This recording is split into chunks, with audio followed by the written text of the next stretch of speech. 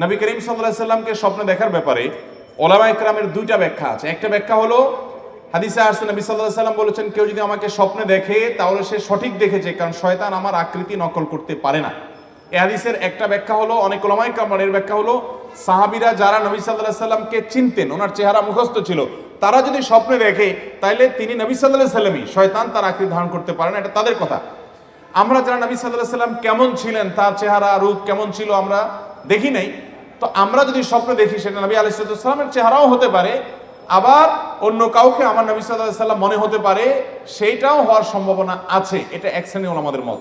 আর অন্য অনেক ওলামাদের মত হলো না, কেউ যদি স্বপ্নে দেখে, কেউ তাকে বলেনি নবী সাল্লাল্লাহু আলাইহি সাল্লাম, অথবা তার মনে হতেন নবী সাল্লাল্লাহু আলাইহি সাল্লাম, তাহলে তিনি কিয়ামত পর্যন্ত যেই দেখুক না কেন সে নবী করিম সাল্লাল্লাহু আলাইহি সাল্লামকেই স্বপ্নে দেখেছে, এবং এটি সন্দেহাতীত ভাবে তার জন্য একটা শুভ সংবাদ যে তিনি নবী সাল্লাল্লাহু আলাইহি সাল্লামকে স্বপ্নে দেখেছেন। যদিও এই স্বপ্নে দেখলেই তিনি নিশ্চিত হয়ে যাবেন তাহলে আমি সাহাবী হয়ে গেলাম, আমি জান্নাতে চলে গেলাম, এরকমটি মনে করার কোনো সুযোগ নাই। নেক আমল আমাদেরকে অব্যাহত রাখতে হবে। বাকি কারোর স্বপ্ন কেউ দেখার পর যদি সন্দেহ করে অন্য কেউ, না তুমি দেখো নাই, বা নবীকে দেখো না অন্য কাউকে দেখছো, তাহলে তার এর কারণে ঈমানের ক্ষতি হবে না।